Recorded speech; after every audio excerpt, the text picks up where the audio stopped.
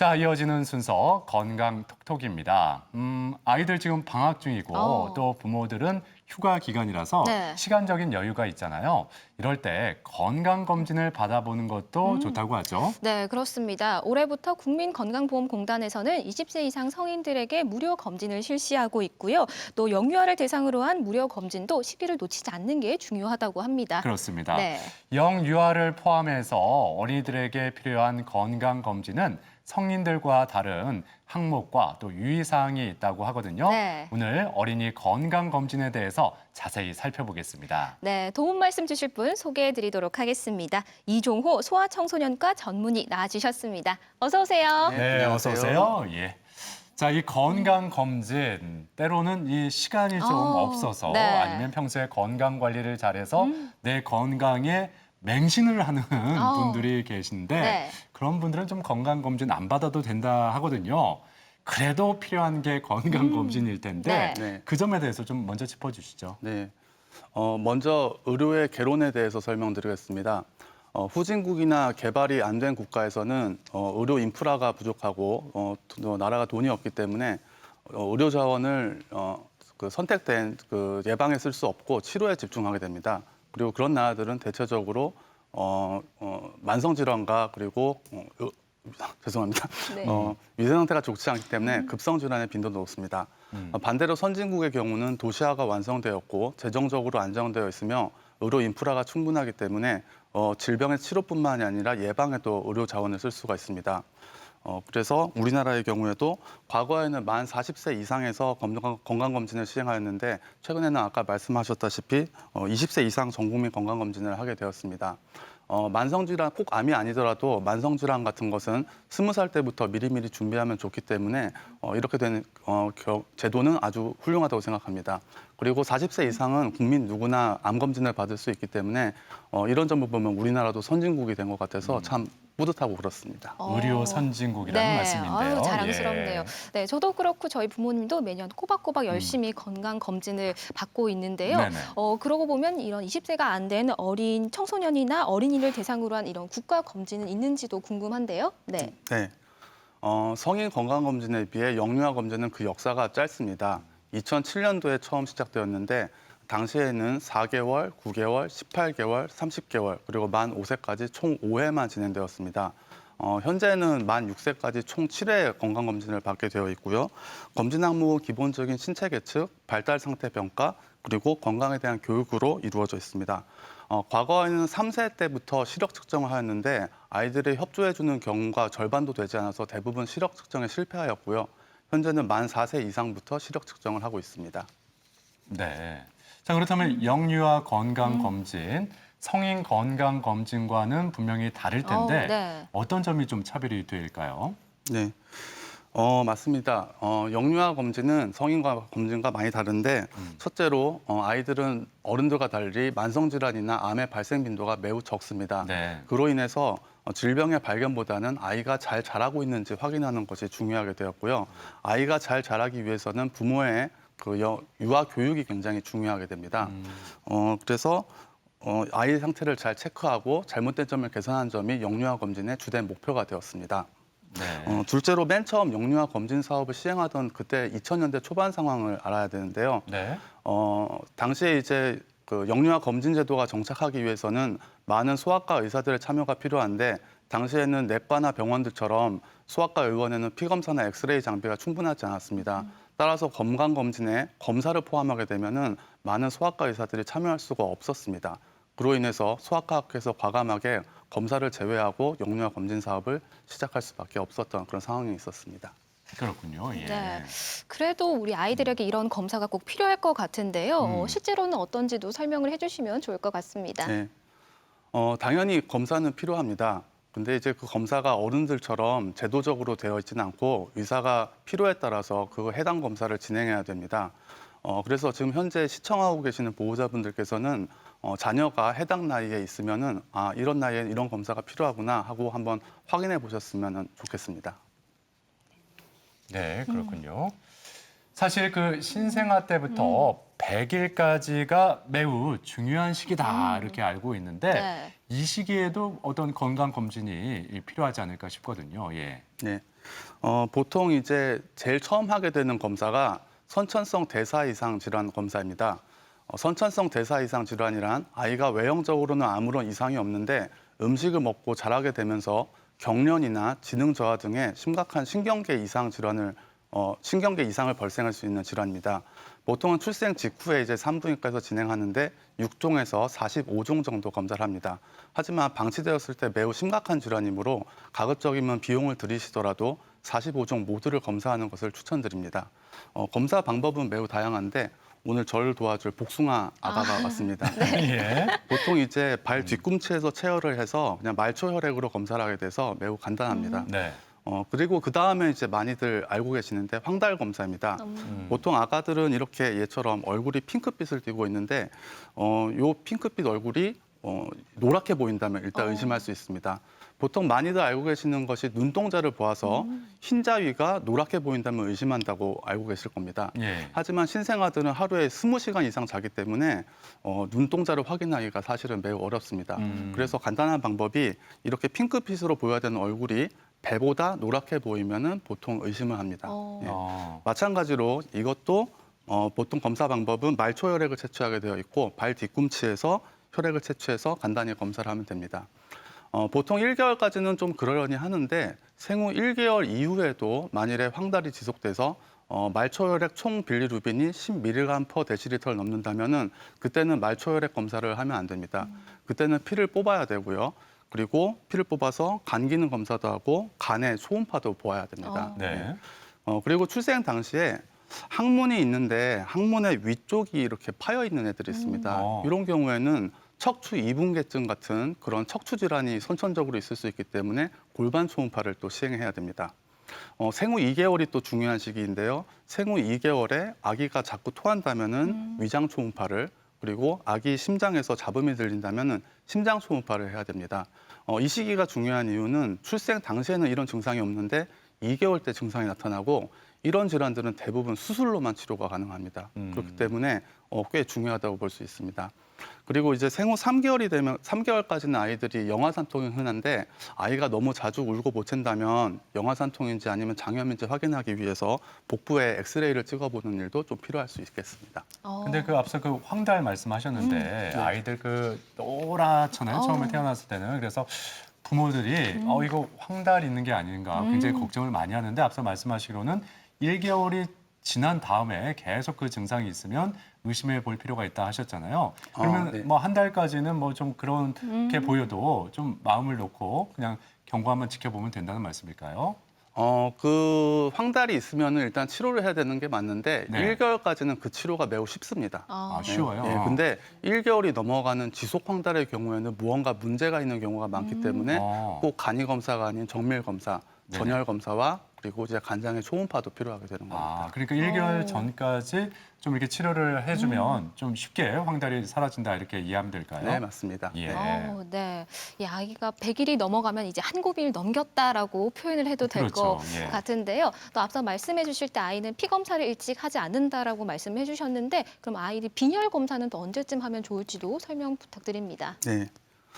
이제 한 고비를 넘긴 게 맞습니다. 그리고 한동안은 특별한 검사는 필요 없습니다. 빈혈 검사에 대해서 조금 잘못 알고 계신 게 있는데 아기가 엄마 뱃속에 있을 때 태아 상태 때 만들어진 적혈구를 태아 적혈구라고 합니다. 근데 이 태아 적혈구가 수명이 매우 짧습니다. 그래서 생후 3개월이 되면 대부분의 애들이 빈혈이 오게 됩니다. 그래서 이때 검사를 하면은 그냥 엄마들 속상합니다. 네, 그래서 괜히 하지 않는 게 좋습니다. 마음만 심란해지고.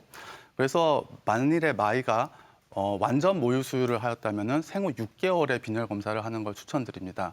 모유는 아이에게 가장 완벽한 음식은 맞는데 딱 한 가지 부족한 것이 있으니 바로 철분입니다. 그래서 아이가 이유식을 하지 않았고 6개월까지 완전 모유 수유를 하였다면 이 시기에 빈혈 검사를 받아보는 것이 좋습니다. 그렇군요. 예. 자, 그런데 그 어른들도 주기적으로 좀 이렇게 피 검사를 받지 않습니까? 네. 그런데 영유아일 경우에 건강해 보이는데 그래도 피 검사가 필요한 어떤 시기라든지 그럴 때가 있는지도 궁금하네요. 네. 아무리 건강한 아이를 하더라도 처음으로 건강검진 목적으로 피검사를 받게 되는 나이, 9개월입니다. 9개월이요? 네. 예. 우리나라는 아직까지도 비형 간염 풍토 지역이고요. 서구권에서는 하지 않는 비형 간염 접종을 생후 6개월까지 총 3회 받게 됩니다. 그런데 이게 항체가 다 생기면 좋은데 간혹 항체가 생기지 않는 경우가 있습니다. 그래서 소아과 학회에서도 권고사항으로 생후 9개월이 되면은 비형 간염 항체 검사를 받는 것을 추천하고 있습니다.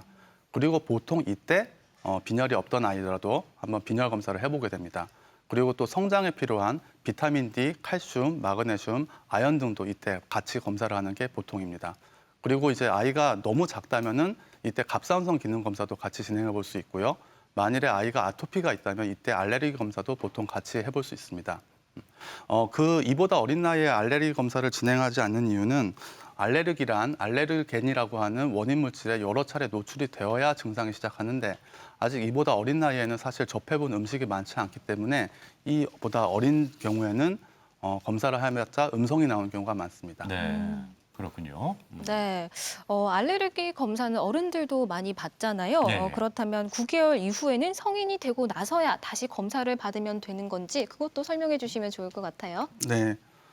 만일에 아토피, 알레르기 비염, 천식, 두드러기 등 알레르기 질환이 있다면 언제든지 알레르기 검사를 받을 수 있습니다.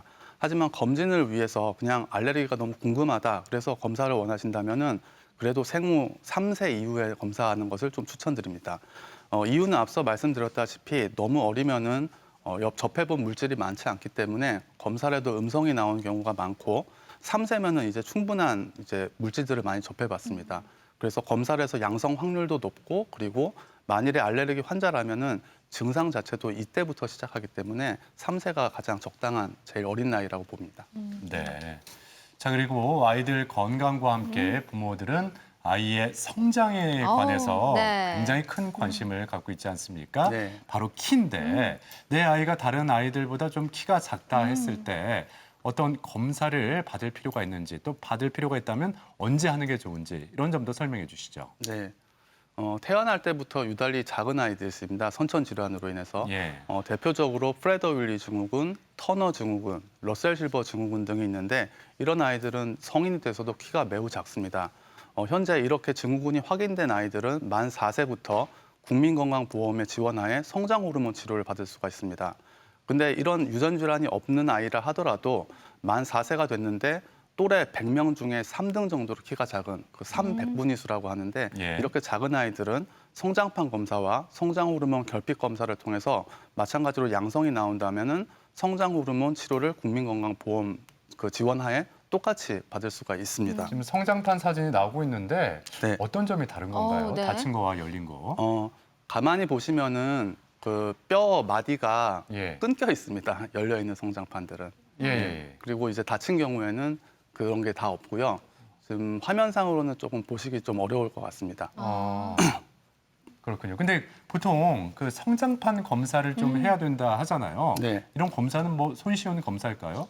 네. 매우 손쉬운 검사입니다. 어. 근데 아까는 그래도 조금 큰 아이였는데 예. 성장판 검사에서 보통 손목뼈가 가장 측정의 지표로 사용되는데 성장판 검사는 보통 6세 이후에 하는 걸 좀 추천드립니다. 6세 이후에. 예. 왜냐하면은 성장판 이제 6세 이전에는 손목뼈라고 하는 여기에 있는 8가지 뼈로 검사하는데 이게 정확도가 좀 낮습니다. 네. 근데 6세 이후가 되면은 요골뼈, 그다음에 척골뼈, 그리고 손가락 뼈들이 다 이용돼서 이때는 진단적 가치가 꽤 높아집니다. 따라서 건강검진 목적으로 성장판이 궁금하다, 아이가 어느 정도 자라는지 예측을 하고 싶다라면은 6세 이후에 하는 것을 좀 추천드립니다. 그렇군요. 예. 네. 그리고 또 예전에 좀 제 기억을 더듬어 보자면 예전에 네. 학교에 버스가 와서 단체로 건강 검진을 받았던 기억이 있는데요. 요즘 학교에서도 이렇게 뭐 버스라든지 뭐 단체로 와서 이렇게 건강 검진을 받게 되는 시스템인지 어떤 건지 궁금해요. 네. 요즘에도 보면은 가끔 있습니다. 학교에 버스가 와서 하는데 과거나 현재까지 마찬가지인데 이 학교 검진만큼은 국가가 아닌 학교나 학원의 단체장이 외부 의료기관에 입찰을 하는 방식으로 약간 주먹구구로 이루어지고 있습니다. 그래서 지금 가장 제도 정비가 필요한 것이 바로 이 학교 검진입니다. 예. 앞서 있었던 영유아 검진도 의무 검진이고요. 20세 이후의 건강 검진도 의무 검진입니다. 근데 이 초등학교, 중학교, 고등학교 학창 시절만은 의무 검진도 없고 그리고 필수 검진도 없습니다. 어. 그래서 정부도 그리고 소아과학회도 이 문제를 인지하고 있고요. 제도 네. 개선을 하려고는 하고 있는데 아직 난관이 좀 많습니다. 음. 근데 이제 이 시기에 검사는 꼭 필요하다고 보이는 게요. 많이들 이제 성인병의 시작을 성인부터라 생각하시는데 사실은 학창 시절부터 시작합니다. 그래서 성인병의 대표적인 고혈압, 비만, 당뇨에 대해서 마찬가지로 학창 시절에 비만도 측정하고 그리고 공복 혈당 측정하고 혈압 측정하는 것이 사실은 꼭 필요합니다. 어른들 검진처럼 꼭 2년에 한 번 정도는 아니라 하더라도 그래도 몇 년에 한 번 정도는 꼭 해야 된다고 저는 생각합니다. 네, 소아 고도 비만의 어떤 심각성에 대해서 그래서 건강 검진이 필요하다고 말씀하셨는데 나중에 성인이 됐을 때 더 큰 문제가 생기기 때문이겠죠. 네, 맞습니다. 아무래도 소아 비만은 많이들 알고 계신데 어른이 된 이후에 비만 된 것보다 예. 소아 비만이 되면은 그 지방 세포의 개수 자체가 많아지기 때문에 네네. 조금 더 심각합니다. 그래서 더더욱이나 미리미리 발견해야 된다고 생각합니다. 예. 자, 이렇게 어린이 건강 검진에 대해서 알아보고 있는데요. 네. 가족 여러분이 남겨주신 궁금증도 함께 풀어드리겠습니다. 네. 이제 6개월이 된 아이랑 소아과에 다녀왔습니다. 선생님께서 아이의 키와 몸무게를 측정하고 나서 머리둘레도 재시던데 머리둘레를 재는 이유가 궁금합니다. 네. 머리둘레 중요하죠. 중요해요. 예. 왜냐하면 다른 장기들은 신체를 측정한다고 해가지고 장기의 성숙도를 알 수가 없습니다. 예. 그런데 머리둘레만큼은 머리둘레가 뇌의 성숙도를 의미합니다. 우리가 이제 정상 범위를 5에서 95, 100분위로 보고 있는데 네. 머리가 너무 작은 경우에는 소두증 같이 뇌의 발달이 아예 안 된 경우가 있고요. 네. 또 머리가 너무 큰 경우에는 수두증이라고 해서 두개골 안에 뇌척수액이 굉장히 많이 차게 되는 이런 경우가 있습니다. 예. 따라서 머리 둘레를 측정하는 것이 아이가 머리 발달이 잘 됐는지 알아볼 수 있는 중요 지표가 됩니다. 그렇게 너무 작거나 컸을 때 바로 뭐 어떤 치료에 들어가야 될까요? 사실 소두증인 경우에는 방법이 없습니다. 그냥 아이가 평생 지능이 저하된 상태로 살아갈 수 있다는 점을 인지하고 이제 지내야 되는 건데 예. 수두증인 경우에는 응급인 경우가 많습니다. 네. 그래서 그 경우에는 응급 수술을 들어가면은 아이를 살릴 수가 있고 그 이후에 뇌 발달에도 지장이 없는데 만일에 그걸 놓치게 되면 아이가 사망에까지 이를 수가 있습니다. 그렇군요. 예, 머리둘레가 굉장히 중요하군요. 네. 예. 다음 질문도 한번 드려보도록 하겠습니다. 올해 2살이 되는 딸이 있는데요. 코로나19 때문에 병원에 가기가 무서워서 올해 건강검진 시기를 놓쳤는데 어떻게 하면 되나요? 라고 질문 주셨어요. 네. 그 사회자분들도 건강검진 받아보셔서 아시겠지만 건강검진을 받는 시기가 딱 정해져 있습니다. 네. 그래서 아쉽지만 이 시기를 놓쳤으면은 그 해당 연도에 영유아 건강검진을 받지 못합니다. 네. 그래요? 그런데 예. 우리나라는 어린이집에서 영유아 건강검진 결과를 원하는 경우가 되게 많습니다. 예. 왜냐하면 제도적으로 영유아 검진을 활성화하기 위해서 아예 어린이집이나 유치원의 입학 조건으로 꼭 영유아 검진을 받도록 그렇게 제도적으로 되어 있기 때문입니다. 예. 그러면 검진을 못 받았을 경우에 어떡하냐? 우리 그렇죠. 아이 어린이집이나 유치원 입학 못하는 거 아니냐 하실 네. 텐데 사실 여러 소아과에서 다 제도적으로 준비가 되어 있습니다. 그래서 이런 거 너무 걱정하지 마시고 예. 소아과 가시면은 자체적인 그런 진단서 양식에 의해서 소견서 양식에 의해서 아이들 건강검진을 받아서 문제없이 진행할 수 있습니다. 그렇군요. 예. 네. 자, 오늘 이렇게 어린이 건강 검진에 대해서 자세히 살펴봤습니다. 다음 이 시간에는 골다공증에 대해서 알아볼 텐데 궁금한 점 있는 가족 여러분은 저희 생방송 아침 좋다 게시판에 질문 남겨주시면 되겠습니다. 네, 지금까지 이종호 소아청소년과 전문의와 함께했습니다. 오늘 도움 말씀 고맙습니다. 고맙습니다.